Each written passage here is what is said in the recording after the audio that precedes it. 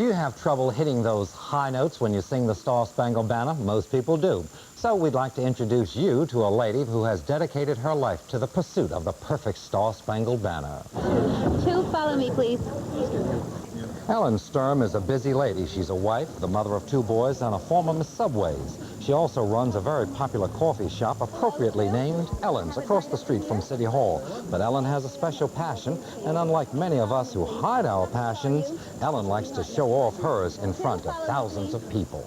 I became very interested in the Star-Spangled Banner because my parents were immigrants. They came to the United States in 1940 from Austria, actually Vienna, and they came here penniless. And I feel that nowhere but in the United States can you really start from scratch without any money and build a life for yourself. Right.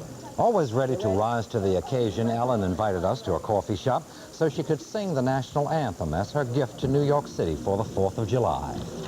Oh, say, can you see by the dawn's early light what so proudly we hailed at the twilight's last gleaming, whose broad stripes and bright stars through the perilous fight o'er the ramparts we watched were so gallantly streaming, and the rockets red to glare, the bombs bursting in air, gave proof through the night that our flag was still there.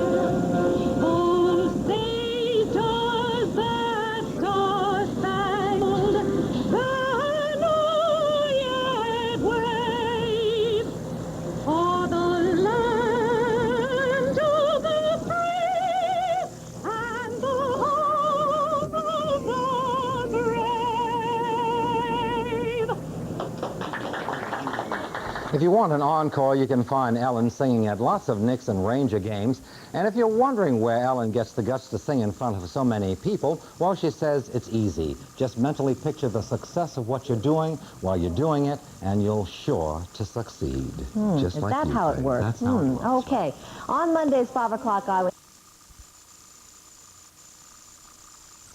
Remember, you looked up at the advertising cards and saw a row of very pretty faces and chose your favorite for Miss Subways. And the beautiful girl you picked might just have been among the Miss Subways who showed up for a reunion today. Reggie Harris was there. For 35 years, their smiling faces shine down on strap hangers. Each of them was famous for a moment, plastered in every subway car in the city. They're all former Miss Subways, a New York tradition which died with the last decade. It was fun to watch the people who did recognize me and do the double take. I enjoy that. There was just a little difficulty with the telephone because I had a listed number at the time and a lot of heavy breathers. I met a lot of people, was on television, radio. I made a lot of public appearances, made a lot of new friends, and had a very good time.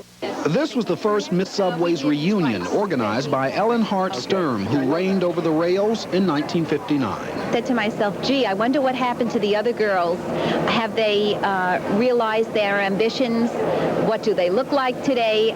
The contest started in 1941 and ended in 1976. So I thought it would be very interesting to get together with them and just meet them. No one knows exactly how many Miss Subways there were. The Transit Authority never kept records, and some years there was one every month, other years one every 2 months or every 6 months. Present today, a mother-daughter team from 1942 and 1968, twins from 1958, and the first black Miss Subways from April 1948. Wasn't a bad idea, was it? Quite a token of our affection. See you tomorrow. We'll see you tomorrow. Good night. time for some serious talk, like what can be done. Well, today, 70 Miss Subways got together for their first annual Miss Subways reunion at Ellen's Coffee Cafe. And the woman who organized this whole event, Miss Subways 1959. How's it going, Ellen? Hi, McGee. I think it's great. I didn't expect the turnout that I got. The first black Miss Subways was there from 1948. Very exciting because we least expected it.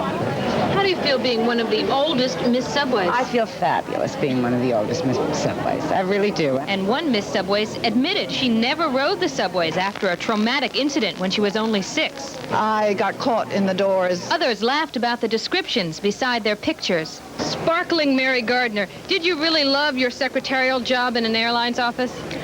Well, I did at the time, but very shortly after that, modeling called. And comely Joan Atkinson had a boyfriend in the Air Corps. Did he stay your boyfriend? He did. We got married 35 years ago. We just had our anniversary. Terrific. Congratulations. Thank you. Then there were the Missy's Subways, twins. We shared everything all lives. Why not this? Right? Right. But besides being just a great time to meet all the old Miss Subways, get together and chat, the first annual reunion was also time for some serious talk, like what can be done to improve the subways of today. One suggestion, to bring back Miss Subways in a different form. Like interesting New Yorkers or people that have done things for the city. I think it's innocent, it's harmless, and it's something for the riders to look at. In Manhattan, McGee Hickey, Channel 7 Eyewitness News. And that's it for now. I'm Gil Noble. Have a good night.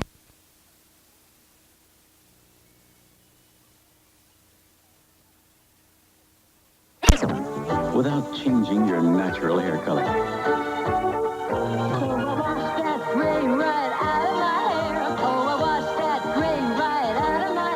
With Clairol loving care.